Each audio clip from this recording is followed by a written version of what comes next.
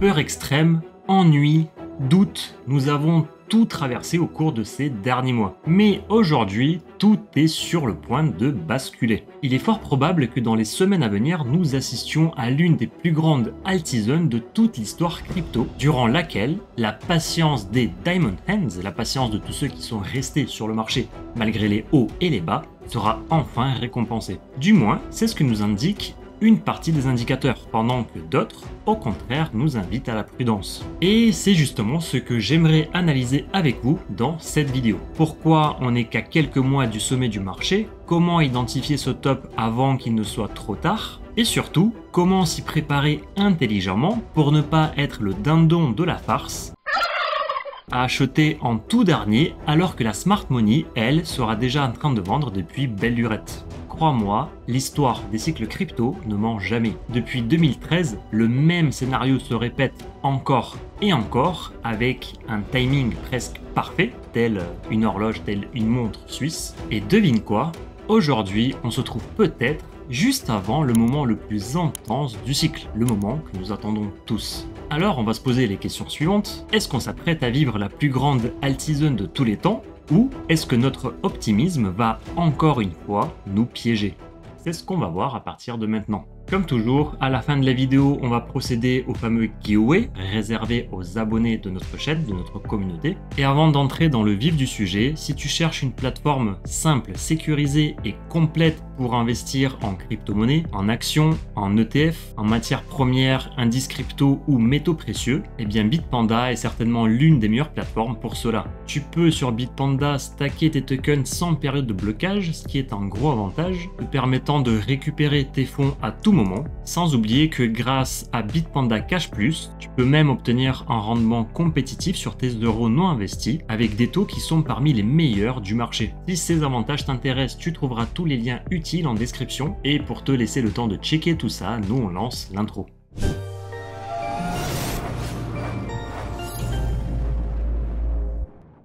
Nous sommes plus qu'à quelques semaines avant le plus gros bull run de 2025. Et ce n'est pas moi qui le dis, c'est l'histoire. Car même si elle ne se répète pas, elle rime tout de même beaucoup. En effet, depuis 2013, si on se met en logarithmique, les crypto-monnaies, dont Bitcoin en est le catalyseur, évoluent dans des cycles simples mais bien précis. Chaque cycle dure environ 4 ans et suit toujours le même chemin émotionnel. Peur, doute, panique, optimisme, euphorie, ce schéma se répète inlassablement et devine quoi?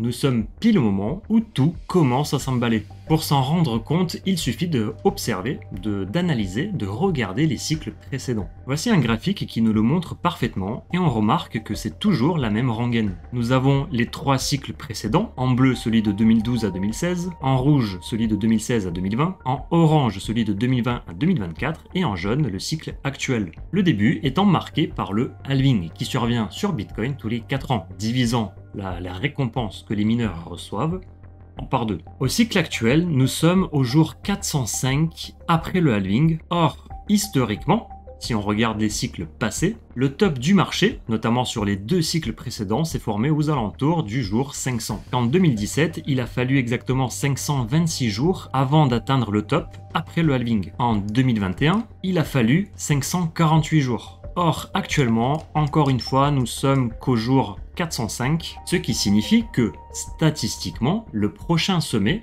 le sommet de ce cycle, devrait se former d'ici 4 mois, autour de septembre 2025. Bien évidemment, nous aurons déjà vendu 80% de nos actifs avant ce top, on l'espère, et à titre d'information, si ça vous intéresse, sachez que pour ma part, aujourd'hui, j'ai déjà 40% de mon wallet qui est en stablecoin. Pourquoi? Parce que je suis une règle très simple, qui est la suivante. Acheter quand tout le monde panique et vendre quand tout le monde est euphorique, proche du FOMO. Aujourd'hui, je dirais qu'on se situe entre les deux. C'est également ce que nous montre le Fear and Greed Index, étant à 65. En dessous de 20, généralement, lorsque tout le monde crie au loup, lorsque tout le monde panique, c'est que généralement ce sont des niveaux de prix très intéressants pour recharger. Et inversement, lorsqu'on dépasse les 80, eh bien ce sont souvent des niveaux de prix parfaits pour vendre. Mais ce qui m'impressionne énormément, ce n'est pas le fait que nous sommes à 65, enfin du moins pas uniquement, mais c'est le fait que nous sommes à 65 malgré toutes les bonnes news qu'il y a actuellement. Après tout, Bitcoin vient de réaliser il y a quelques jours à peine un nouvel ATH, un événement qui à chaque fois fait énormément de bruit, de la part des médias, de la part des retails, d'accord. De plus en plus de gens vont commencer à s'intéresser au Bitcoin parce que tout le monde en parle, lorsque celui-ci fait un nouvel ATH, un nouvel plus haut historique. Or, aujourd'hui, ce n'est toujours pas le cas. Et ça, c'est très bon signe. Lorsqu'on regarde sur Google Trends le nombre de recherches pour le mot Bitcoin et crypto, on remarque que ces deux derniers étaient beaucoup plus importants en fin d'année 2024, lorsque,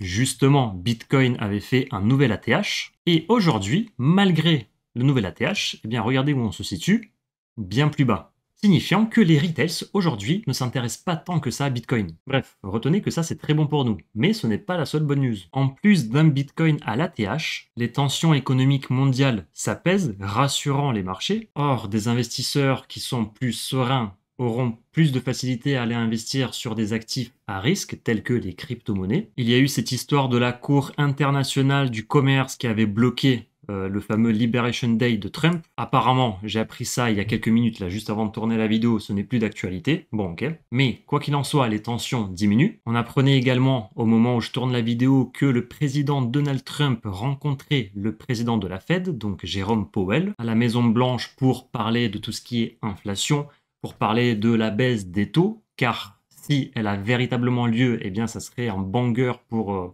les marchés à risque, dont les crypto-monnaies, une notion que nous avons vue en long et en large dans nos dernières vidéos, avec des montages qui sont plutôt sympathiques. Puis petit aparté, si jamais j'oublie de vous en parler, regardez absolument cette vidéo car il s'agit d'une opportunité comme il n'y en a pas 10. En ce moment, elle fonctionne très très bien. Je viens de réaliser aujourd'hui même un x258 sur un Genesis Launch. Bref, je vous explique tout ça dans cette vidéo. Ensuite, les institutions et les États continuent d'acheter massivement du Bitcoin. Il y a des annonces littéralement tous les jours, il y en a même plusieurs par jour, et je vais vous en montrer quelques-unes juste pour vous montrer le type d'annonce ultra bullish qu'on voit passer en ce moment. Le Pakistan annonce vouloir lancer une réserve stratégique de Bitcoin. Nous détenons du Bitcoin et nous les vendrons jamais. On peut également parler de la Russie qui va ouvrir les produits dérivés crypto, donc bien évidemment, il s'agit avant tout de Bitcoin, mais également d'autres crypto-monnaies. Aux USA, eh bien, ça continue de chauffer avec Donald Trump qui soutiendrait toujours l'achat de 1 million de Bitcoin.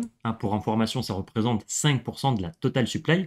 En tout, il n'y aura jamais plus de 21 millions. Donc s'ils veulent acquérir 1 million de Bitcoin, ça représente plus ou moins 5%, ce qui est énorme. Un Bitcoin Act qui a été proposé par la sénatrice Cynthia Lummis. Et comme elle le dit si bien, l'objectif serait de réduire la dette américaine et renforcer le dollar comme monnaie mondiale. En termes de dette, on parle d'une réduction de 50% en 20 ans. GameStop, quant à eux, achète 4710 bitcoins. Si on prend un bitcoin à 110 000 $, cela nous fait un total de 518 millions de dollars investis. Santander, la plus grande banque espagnole, prévoit de développer son activité d'actifs numériques, notamment en lançant stablecoin et en proposant des services de crypto-monnaie aux particuliers. Donc ça sortait quand? Ça sortait aujourd'hui, voilà, 2 heures avant que je tourne la vidéo. Alors ça, what the fuck, le Paris Saint-Germain annonce ajouter du Bitcoin dans sa trésorerie. L'entreprise 21, qui est le concurrent direct, si on veut, de MicroStrategy, viennent de lever 685 millions de dollars pour acheter du Bitcoin. Et comme il le dit si bien ici, la course est lancée. Effectivement, les amis, Bitcoin a une supply limitée. Et lorsque tout le monde voudra s'en procurer, à un moment donné, ça va poser problème. Ça pose déjà problème. BlackRock continue quant à eux également à acheter du Bitcoin pour un total cette fois-ci de 481 millions. Sachant que BlackRock ne sont pas les seuls à acheter du Bitcoin. Nous avons le total ici. Lorsque c'est en noir, ça veut dire que c'est des achats. Lorsque c'est en rouge, ça veut dire que majoritairement, il y a plus de ventes. Or, sur ces derniers jours, eh bien, tout le monde achète. C'est ce qu'on voit également sur cette courbe. Une belle augmentation sur ces derniers jours. La course est lancée. Bref, plein de bonnes news. Ensuite, une autre très bonne nouvelle, c'est la baisse de l'inflation à travers le monde entier, que ce soit aux États-Unis comme en Europe. Cela a pour conséquence de donner plus de marge de manœuvre aux banques centrales pour baisser les taux d'intérêt. Et ce qu'on disait tout à l'heure, voilà, une baisse des taux d'intérêt, c'est, si on simplifie, de la création monétaire. Donc, il y a plus de liquidités qui vont arriver sur le marché, dans la plupart du cas sur des actifs à risque, dont les crypto-monnaies. Aux États-Unis, nous sommes actuellement à 2,3% d'inflation. Si on dézoome, on peut voir qu'il y a eu une grosse baisse depuis la crise Covid, enfin du moins ce qu'elle a provoqué. Et en Europe, nous avons une inflation moyenne de 2,4%. Pour finir, en guise de dernière nouvelle, on peut également citer le fait que les banques centrales mondiales maintiennent des politiques monétaires expansionnistes, avec même la Fed qui prévoit 2 baisses de taux anticipées d'ici la fin de l'année 2025. Et j'ai envie de dire, n'oublions pas cette petite rencontre qu'il y a eu entre le président des États-Unis et Jérôme Powell, car sans aucun doute qu'ils ont parlé de cette fameuse baisse des taux d'intérêt que Donald Trump veut pousser Jérôme Powell à mettre en place au plus vite. Tous les feux sont ouverts et pourtant, il n'y a pas autant d'euphorie qu'en fin d'année 2024, lorsque Bitcoin était aux alentours des 107 000 $, nous laissant une marge de manœuvre non négligeante. Il y a littéralement un mois, tout le monde criait au bear market disant que c'était la fin du cycle, et toutes ces personnes sont restées sur le banc de touche pendant que Bitcoin, tranquillement mais doucement, a réalisé son petit plus 50% en l'espace de 44 jours. Et bonne nouvelle, car ça ne serait pas terminé. Le prochain envol approche à grands pas. Et vu la taille que prend le marché crypto, le market cap des altcoins pourrait facilement aller chercher les 3000 milliards. Ce qui par rapport au prix actuel représente un petit peu plus d'un x3. Dans les prévisions les plus optimistes, on pourrait même aller chercher un petit x5 en atteignant les 5000 milliards de dollars. Pour information les amis, je suis en train de regarder le Crypto Total Market Cap excluant Bitcoin et ETH, on appelle le Total 3. C'est pourquoi il est intéressant de regarder cet indicateur lorsqu'on parle de altizone. Mais ce n'est pas tout. Pour profiter à fond d'une altizone, il y a bien des indicateurs qu'il est fort utile de surveiller. Tout d'abord, il y a l'Altcoin Season Index, qui est un indicateur montrant qui domine le marché entre Bitcoin et les altcoins. Donc les altcoins étant toutes les autres crypto-monnaies en dehors de Bitcoin. Comment est-ce que cet indicateur fonctionne? Vous prenez les 50 plus grosses crypto-monnaies en dehors des stablecoins et vous analysez leur performance sur les 90 derniers jours. Si 75% de ces crypto-monnaies, donc 3 quarts, aux alentours de 38 cryptos sur 50, ont mieux performé que Bitcoin lui-même sur les 90 derniers jours, c'est que on se situe dans une altcoin season. Plus il y a d'altcoins qui performent mieux que Bitcoin, et plus cet indicateur va monter. Si nous sommes à 50, c'est que plus ou moins c'est à l'équilibre. Or, si nous sommes en dessous de 25, eh bien c'est que Bitcoin surperforme la grande majorité des altcoins. C'est aussi simple que ça. Et on peut voir que depuis plusieurs semaines, depuis plusieurs mois, c'est le cas. Nous sommes dans une Bitcoin season depuis le mois de février 2025. Le dernier pic ayant eu lieu en fin d'année 2024, encore une fois lorsque Bitcoin venait de réaliser cet ATH local. Ensuite, il ne faut surtout pas oublier la Bitcoin dominance qui depuis toujours est l'indicateur clé pour voir si nous sommes en alt season ou non. Une baisse seulement de 5% de cet indicateur peut signifier des x10 sur certains altcoins, voire plus. Car lorsque la Bitcoin dominance chute, comme ce fut le cas en 2017, comme ce fut le cas ici en 2021, mais pas encore le cas en 2025, eh bien cela veut tout simplement dire que la part du Bitcoin dans le marché diminue. Au profit de qui? Les amis, au profit de qui? Eh bien au profit des altcoins. Et c'est exactement comme ça que commence une altizone. Les investisseurs prennent d'abord des profits sur Bitcoin, puis les réinjectent dans ce qu'on appelle des high cap, des crypto-monnaies en gros du top 10. Ensuite, on continue, ça se déverse dans les mid cap, puis des low cap. Et c'est justement là qu'on parle de altizone. Cela signifie qu'en gros, les gens prennent des bénéfices sur ce top 10 et les réinvestissent dans toutes les autres crypto-monnaies avec des capitalisations boursières bien plus faibles. Or, regardez, si on prend ici CurveDAO, 1 milliard de dollars investis sur CurveDAO fera globalement monter son prix d'un x2. Or, qu'est-ce que 1 milliard sur Ethereum? Qu'est-ce que 1 milliard sur Bitcoin? Qu'est-ce que 1 milliard sur XRP? C'est que dalle. Et c'est là qu'on comprend qu'une toute petite baisse dans la Bitcoin dominance ici signifie des gros x10 sur les crypto-monnaies, voilà, qui sont dans le top 200, top 300, etc. Et d'ailleurs, petite parenthèse, on peut voir que à chaque fois, le plus gros des altizones a eu lieu suite à la cassure de l'ancien ATH du cycle précédent. Donc ici, on se situe en 2017, lorsque Bitcoin avait cassé son ATH de 2013. Eh bien c'est là où la Bitcoin dominance a drastiquement chuté, perdant 58% en un peu moins d'un an. Les traits orange représentant le moment où il a atteint son ATH. Ici, pareil, regardez, cassure de l'ATH 2017 en 2020. Nous sommes passés ici de 73% à 39,80%, donc une baisse de pratiquement 50% en 137 jours. Et comme par hasard, ici, la cassure de l'ATH de 2020 eh bien, était très bien partie, mais malheureusement, elle a été aussitôt stoppée avant que cette Bitcoin dominance reprenne sa hausse. Et ce qu'on peut espérer dans les semaines, dans les jours à venir, là, c'est que celle-ci rechute de nouveau, comme lors des 2 cycles précédents. Sincèrement, si on trace ici un petit support, ce serait pas déconnant d'aller chercher les 40% une fois de plus. Cela représenterait tout de même une perte de 37%, les amis. Et là, je peux vous dire que si véritablement ça arrive, personne ne sait de quoi est fait l'avenir, mais si on se base sur les cycles précédents, jusqu'à présent, ça nous a porté pas mal de fruits, hein, ça nous a pas porté préjudice en tout cas. Eh bien, si tel est le cas, les amis, on sera les rois du pétrole. Et pour que cette rotation démarre véritablement, eh bien tout dépend des altcoins et surtout de Ethereum qui agit comme un véritable métronome du marché crypto. En effet, n'oubliez pas cette image. Avant d'avoir une altizone, la plupart du temps en tout cas, eh bien c'est Ethereum qui pump en premier. Forcément, c'est la deuxième plus grosse crypto-monnaie de l'écosystème qui est là depuis une dizaine d'années. Donc tout le monde la connaît juste après Bitcoin, et c'est elle qui marque la plupart du temps les plus grosses altizones. Or, aujourd'hui, si on regarde un petit peu ce que fait le prix de l'Ethereum, on peut voir qu'il est revenu buter, qu'il est revenu pour la 3e fois tester le pivot des 2800 $. Et que malheureusement, eh bien, il a été rejeté aujourd'hui même après avoir essayé de le traverser. On peut voir sur CoinGlass qu'il y a des gros murs d'achat d'un côté, des gros murs de vente de l'autre côté, et que, bonne nouvelle, si le prix venait à monter ne serait-ce qu'un peu, eh bien, on pourrait venir liquider toutes ces positions. Une position à la vente qui est liquidée, eh bien, c'est automatiquement un achat sur le marché, ce qui, par effet de ruissellement, par un effet cascade, pourrait propulser Ethereum vers de nouveaux sommets. Donc, pour le moment, ça bloque.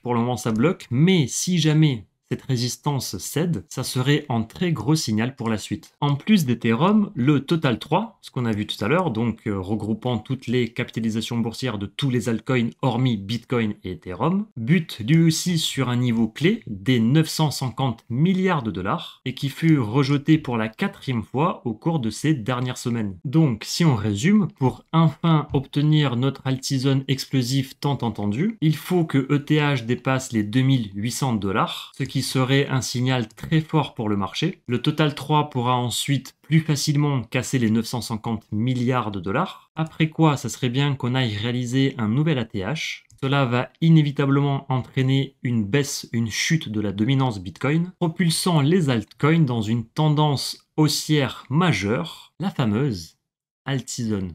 Et ça, c'est ce que tout le monde attend aujourd'hui. Et pas qu'aujourd'hui, ça fait plusieurs semaines, plusieurs mois qu'on l'attend. Eh bien, si ces conditions sont respectées, peut-être bien qu'on verra la plus grande des altizones de tous les temps. Car lorsque tout cet argent, enfin du moins une partie de cet argent va se déverser sur les altcoins, je peux vous dire les amis que ça va faire très très mal, dans le bon sens du terme. Si ça se confirme, eh bien le Altcoin Season Index sonnera la fin de la Bitcoin Season et le vrai départ de l'alt-season. Mais attention, toutes les crypto-monnaies ne profiteront pas du mouvement. C'est la même chose à chaque fois. Il y a plein de gens qui se font avoir. C'est une erreur de débutant, donc attention. Certaines crypto-monnaies, même les plus connues, vont faire du surplace pendant que d'autres vont faire des x10, des x20, voire plus. C'est pour cela qu'il est primordial d'être positionné sur les bons projets au bon moment. Et justement, ça tombe bien, j'ai d'ores et déjà commencé à préparer ma prochaine vidéo qui sortira dans une semaine et dans laquelle je compte dévoiler mon top 7 des projets les plus prometteurs pour cette fin d'année 2025. J'ai passé pour cela plusieurs semaines à décortiquer, à comparer, à observer, à analyser des centaines de projets différents. Alors, si tu apprécies le taf et que tu veux soutenir le travail réalisé,